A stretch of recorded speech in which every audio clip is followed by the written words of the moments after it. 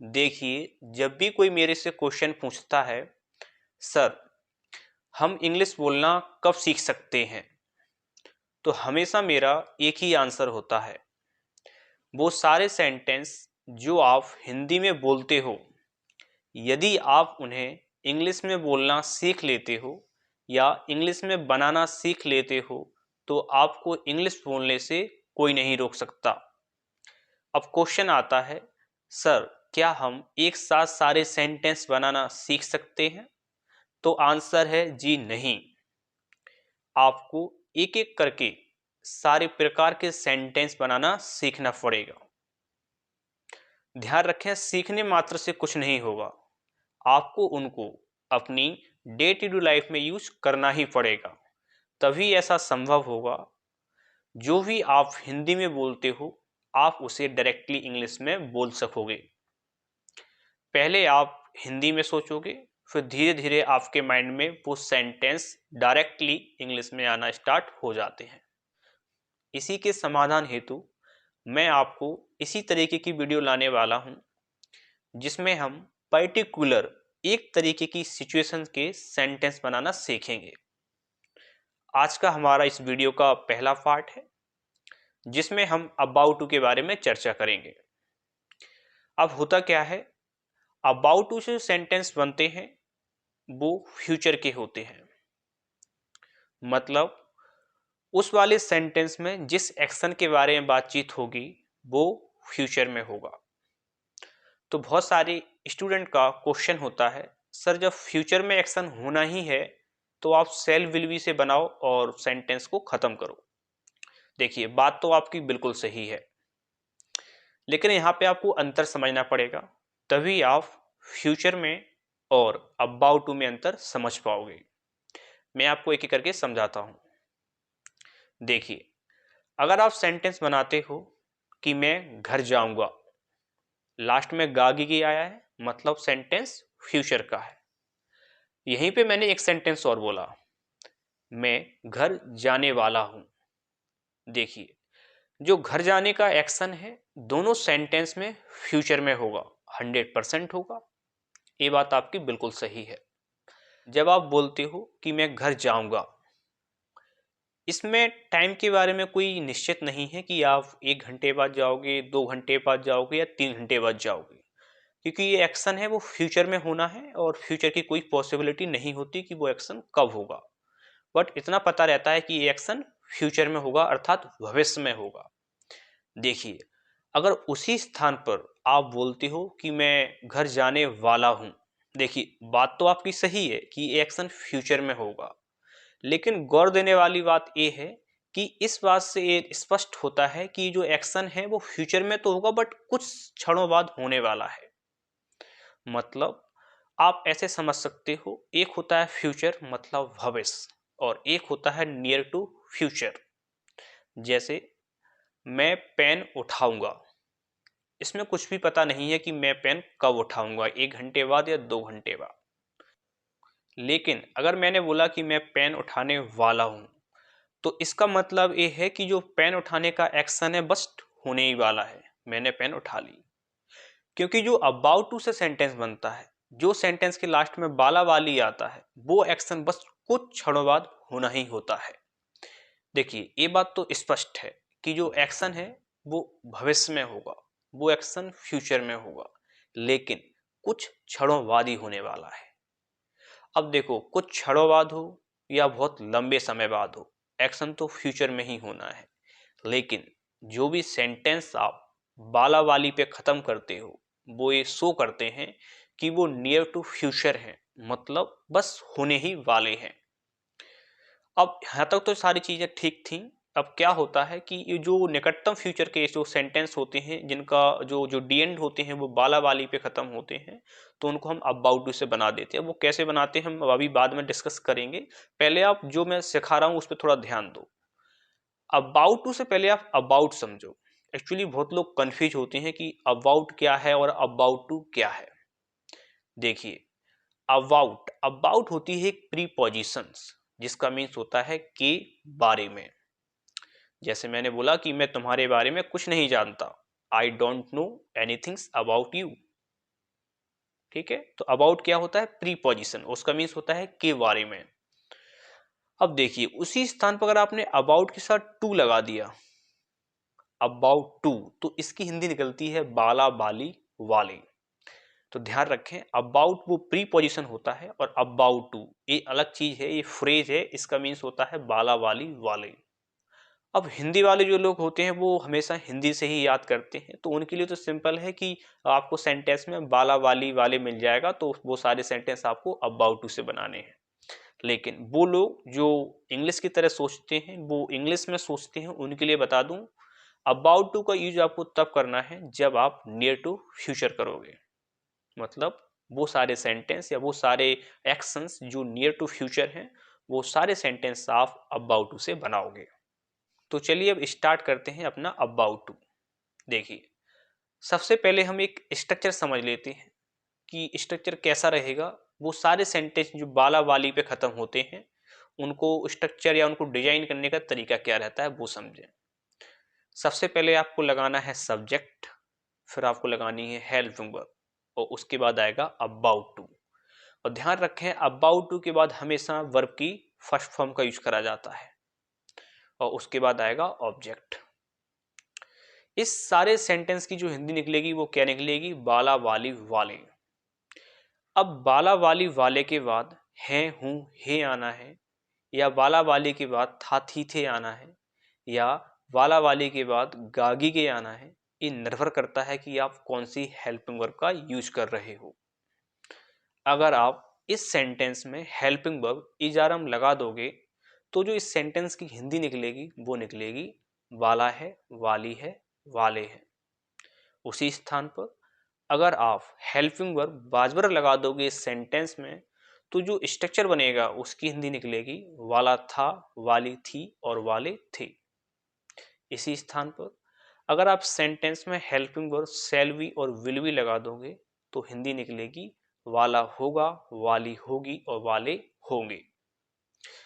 तो पूरा खेल हेल्पिंग वर्ब का है। जैसे ही आप हेल्पिंग वर्ब लगाओगे प्रेजेंट की इजारे में, तो वाला है वाली है।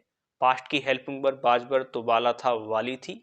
और फ्यूचर की helping verb shall be will be, तो वाला होगा वाली होगी।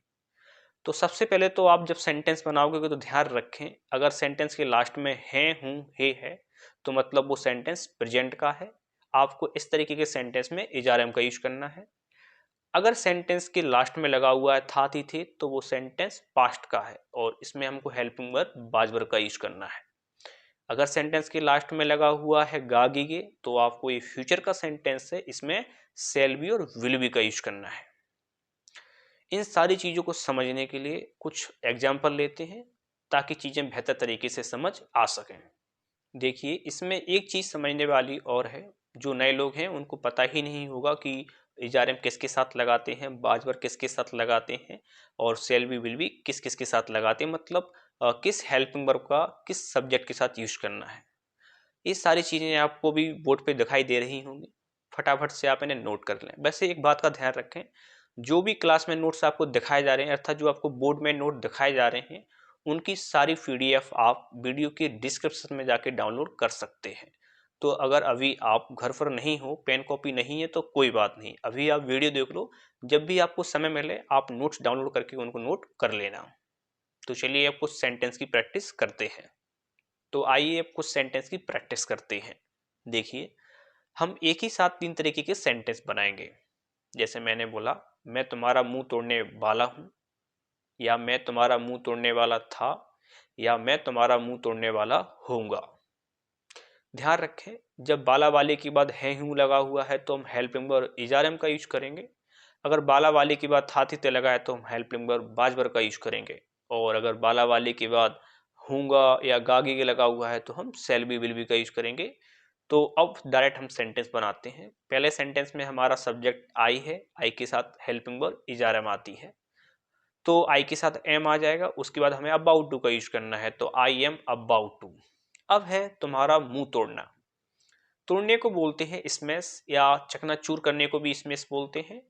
योर माउथ, यहाँ पे योर माउथ ऑब्जेक्ट है, तो सेंटेंस बनेगा I am about to smash your mouth. मान लो ये सेंटेंस पास्ट का था कि मैं तुम्हारा मुंह तोड़ने वाला था, तो कुछ नहीं करना है, एम की जगह बाज आ जाएगा और सेंटेंस हमारा पूरा बन जाएगा। क्योंकि हमने सेंटेंस में कुछ चेंज ही नहीं करा, बस प्रेजेंट से पास्ट कर दिया, तो हमें हेल्पिंग वर्ब में ही चेंज करना है। ठीक है, अगर मान लो सेंटेंस फ्यूचर में होता कि मैं तुम्हारा मुंह तोड़ने वाला होऊंगा, तो कुछ नहीं करना है, आपको हेल्पिंग वर्ब में आई के साथ सेल भी लगा देना है और आपका सेंटेंस बन जाएगा। चलिए इसके बाद अपना दूसरे सेंटेंस की प्रैक्टिस करते हैं। सर मेरी पीठ थपथपाने वाले हैं, या फिर सर मेरी पीठ थपथपाने वाले थे। देखिए सेंटेंस बनाते हैं। इस सेंटेंस में सब्जेक्ट है सर, तो सर लिख देंगे हम, और सेंटेंस में पहले है लगा हुआ है तो हम है प्रेजेंट का सेंटेंस है तो सर के साथ इज आ जाएगा। तो सेंटेंस बनेगा सर इज अबाउट टू लगाना है तो अबाउट टू लगा दिया। अब है पीठ थपथपाना मेरी, तो बनेगा क्लैप ऑन माई बैक। तो पूरा सेंटेंस बनेगा sir is about to clap on my back. मान लो सेंटेंस पास्ट का होता तो कुछ नहीं, इसके साथ बाज आ जाएगा, और फ्यूचर में होगा तो क्या आएगा, सर के साथ आएगा विल बी। तो sir will be about to clap on my back.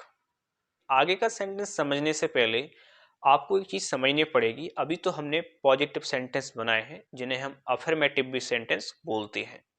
अब हम नेगेटिव, इंटरोगेटिव और डबल इंटरोगेटिव सेंटेंस भी बनाएंगे। उसके लिए आपके सामने बोर्ड पर सारे स्ट्रक्चर आ रहे होंगे, आप इनको नोट कर लें। नेगेटिव में आपको हेल्पिंग वर्ब के बाद नॉट लगाना है, इंटरोगेटिव में हेल्पिंग वर्ब आपको सबसे पहले लिखना है, और डबल इंटरोगेटिव में सबसे पहले आपको क्वेश्चन वर्ड फिर हेल्पिंग वर्ब लगाना है और फिर सेंटेंस सीधा बन जाएगा। आपके सामने चारों स्ट्रक्चर आ रहे होंगे, आप इनको नोट कर लें। मेरा दोस्त बुरा मानने वाला नहीं है, या फिर मेरा दोस्त बुरा मानने वाला नहीं था, या फिर मेरा दोस्त बुरा मानने वाला नहीं होगा। अब यहां पर आता है बुरा मानना, इसे बोलते हैं टेक इल। टेक इल का मीन्स होता है बुरा मानना। सेंटेंस नेगेटिव है, सेंटेंस नेगेटिव है आपको पता है, नेगेटिव होता है तो नॉट का यूज करते हैं, और नॉट हमेशा हेल्पिंग वर्ब के बाद आता है। देखो आपको प्रेजेंट और पास्ट में समस्या नहीं आएगी, आपको समस्या आएगी फ्यूचर में, क्योंकि आप जो नोट लगाओगे वो शैल बी और विल बी के बाद लगाओगे, जो कि गलत है। ध्यान रखें, नोट हमेशा शैल के बाद और विल के बाद आएगा, अर्थात शैल वी और विल बी के बीच में आएगा, क्योंकि जो हमारी हेल्पिंग वर्ब है एक्चुअल में वो शैल और विल ही है। वी तो वहां पे लिंकिंग वर्ब है, बट उसे आप लिंकिंग वर्ब, वो एक ग्रामेटिकल वर्ड है, उसे आप छोड़ो। आप इतना समझो कि आपको जो भी करना है शैल और विल के साथ करना है। इंटरोगेटिव भी बनेगा तब भी आपको शैल और विल को आगे लेके आना पड़ेगा, ना कि वी को। अभी आप सेंटेंस बनाओगे तो आपको चीजें समझ आ जाएंगी। सेंटेंस था हमारा मेरा दोस्त बुरा मानने वाला नहीं है, तो सेंटेंस बनेगा my friend is not about to take ill. Simple है, अबाउट टू के बाद आपको वर्ब लगानी थी और वर्ब हमारी टेक इल था, बना दिया सेंटेंस। पास्ट में होगा तो कुछ नहीं होगा, आपको पता है my friend was not about to take ill.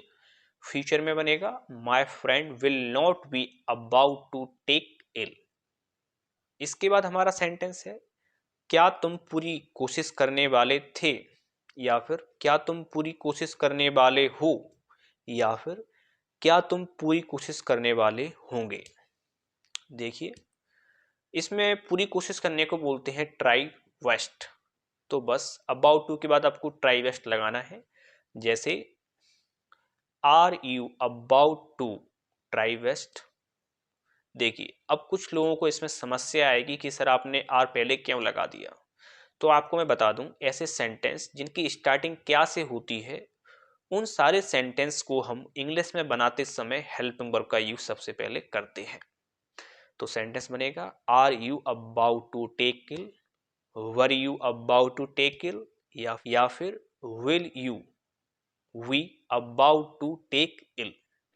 इसके बाद हमारा सेंटेंस है वे किसके साथ बदला लेने वाले हैं, या फिर आप ऐसे समझें वे किसके साथ बदला लेने वाले थे, या फिर वे किसके साथ बदला लेने वाले होंगे।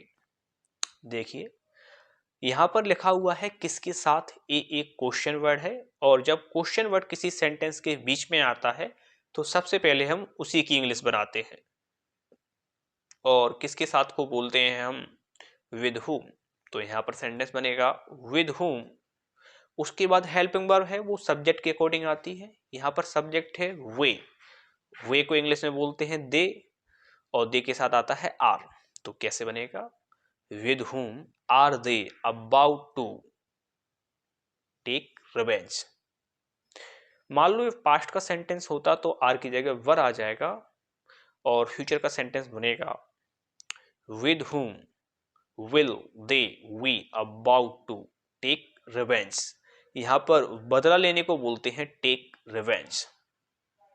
मिलेंगे जल्द ही कुछ नए के साथ, तब तक के लिए